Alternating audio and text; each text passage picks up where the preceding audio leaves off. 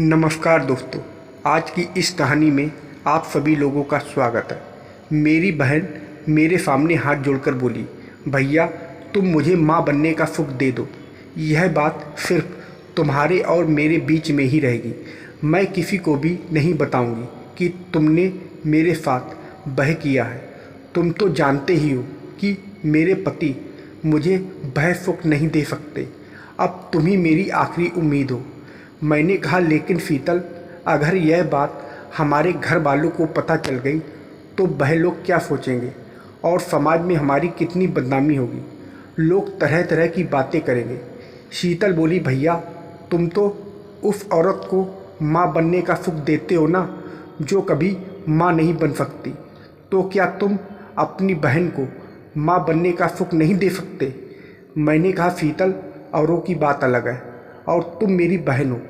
शीतल बोली, तो क्या हुआ, आखिर मैं भी तो एक औरत हूँ। मेरा भी तो मन करता है और वैसे भी तुम नेक काम करते हो जो एक माँ को बच्चे का सुख देते हो। मैंने शीतल को बहुत समझाया, लेकिन वह बोली, मुझे कुछ नहीं पता, मुझे बस माँ बनना है। नमस्कार दोस्तों, आज की कहानी सुनकर आप बिल्कुल हिल जाओगे, तो कहानी को पूरा आखिरी तक ज़रूर सुनना। दोस्तों, पूरी कहानी विस्तार से जानने के लिए मैं आपको कुछ साल पहले ले चलता हूँ। मैं कानपुर में अपने परिवार के साथ रहता था। मेरे घर में कुल 4 लोग थे, मेरे मम्मी पापा, मैं और मेरी बहन। उसका नाम शीतल था। वह उम्र में मुझसे कुछ ही महीनों की छोटी थी। मेरे पापा एक बैंक में काम करते थे और मम्मी हाउसवाइफ थी। मैं और शीतल पढ़ाई करते थे। मेरा बचपन से ही डॉक्टर बनने का सपना था और मेरे इस सपने को साकार करने के लिए मेरे पापा पूरी ताकत से जुटे थे। मेरी आगे की पढ़ाई के लिए मेरे पापा ने एक बड़े मेडिकल कॉलेज में मेरा दाखिला करवाया। मैं तो जी जान से अपने सपने को साकार करने में लगा था, लेकिन मेरी बहन शीतल का मन पढ़ाई में बिल्कुल भी नहीं लगता था। वह बस फालतू की चीज़ों पर ज़्यादा ध्यान देती थी। फिर एक दिन मुझे पता चला कि मेरी बहन का कॉलेज में किसी लड़के के साथ अफेयर है। फिर उस दिन से मैं उस पर नज़र रखने लगा और एक दिन मैंने उसे एक लड़के के साथ पार्क में पकड़ लिया। मैंने कहा, शीतल, यह सब क्या है? तो वह बोली, भैया यह विशाल है और हम दोनों एक दूसरे से बहुत प्यार करते हैं। विशाल बहुत अच्छा लड़का है, वह मुझसे शादी भी करेगा। मैंने कहा, देखो शीतल, इस सब का फैसला मम्मी पापा करेंगे, तुम मेरे साथ घर चलो। फिर मैं शीतल को लेकर घर आ गया। फिर शाम को मैंने मम्मी पापा से यह सारी बातें बताई तो पापा गुस्सा करने लगे और बोले, तुम्हें पढ़ाई करके कुछ बनना है या सिर्फ शादी करनी है? तो शीतल बोली, पापा विशाल बहुत अमीर घर का लड़का है। आपने यहाँ के चेयरमैन का नाम तो सुना होगा, ये उन्हीं का लड़का है। इतना सुनकर पापा बोले, क्या ये पोरबाल जी का बेटा है? शीतल बोली, हाँ पापा। उसके बाद मम्मी पापा भी शीतल की बात मान गए और अगले दिन रिश्ते की बात करने उनके घर चले गए। फिर शीतल की शादी हो गई और वह अपने घर चली गई। धीरे धीरे 1 साल बीत गया और मैं भी अच्छे से पढ़ लिख कर एक डॉक्टर बन गया।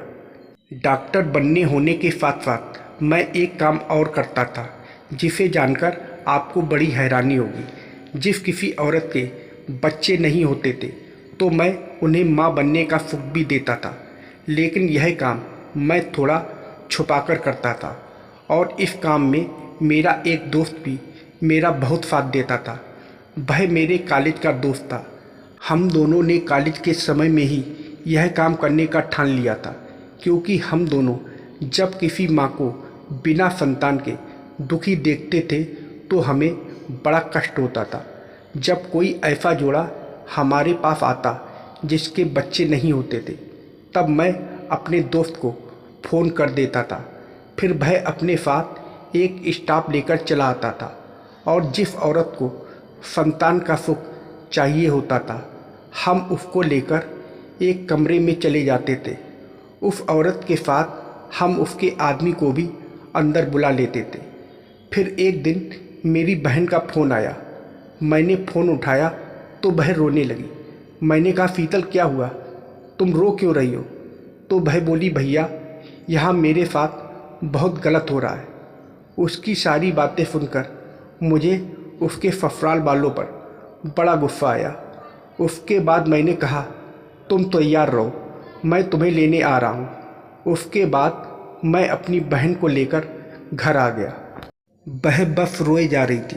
मम्मी उसे शांत कराईं और रोने की वजह पूछने लगी तो शीतल बोली कि उसको बच्चे नहीं हो रहे हैं और इसलिए उसके ससुराल वाले उसे रोज़ ताने मारते हैं और उसके साथ दुश्मनों जैसा बर्ताव करते हैं। मम्मी बोली, अब तू वापस घर नहीं जाएगी, यहीं रहेगी मेरे पास। धीरे धीरे कुछ दिन बीत गए। फिर एक दिन दीदी को मेरे उस काम के बारे में पता चल गया। मैं अपने कमरे में बैठकर लैपटॉप पर काम कर रहा था। उसी समय शीतल मेरे कमरे में आई। वह मेरे पास बैठी और बोली, भाई कल शाम को जब मैं तुम्हें टिफ़िन देने गई थी तब मैंने देखा कि तुम और तुम्हारा दोस्त उस औरत को कमरे में ले गए। उसके बाद जब वह बाहर आई तो उसके गोद में एक बच्चा था और वह उस बच्चे को देखकर बड़ी खुश लग रही थी। जब वह तुम्हारे क्लिनिक से बाहर गई तो मैंने उससे पूछा तो वह कह रही थी कि उसकी शादी को 8 साल हो गया था लेकिन वह कभी माँ नहीं बन सकी। तो वह कह रही थी तुम और तुम्हारे दोस्त ने उसे माँ बनने का सुख दिया है। मैं बात को टालते हुए बोला, अरे वह औरत पागल थी, वो उसी का बच्चा था। कुछ दिन से उसकी तबीयत खराब थी तो वही दिखाने लाई थी।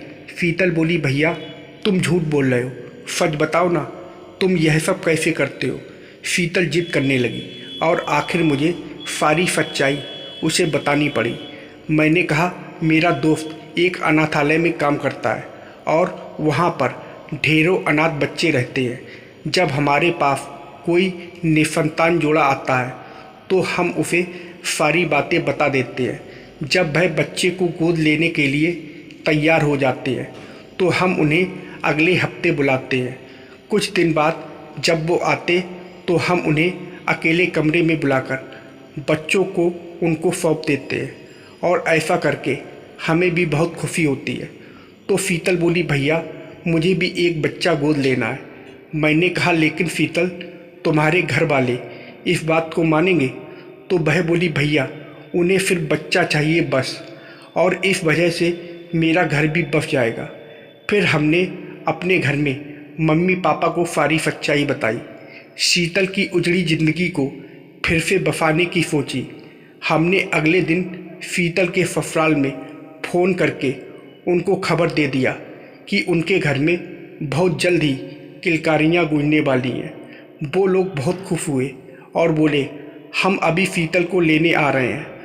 तो मेरी मम्मी बोली, शीतल अपने बच्चे को यहीं जन्म देगी, जब इसकी डिलीवरी हो जाएगी तब आप लोग आ जाना। फिर वो लोग भी मान गए और धीरे धीरे 8 महीने बीत गए।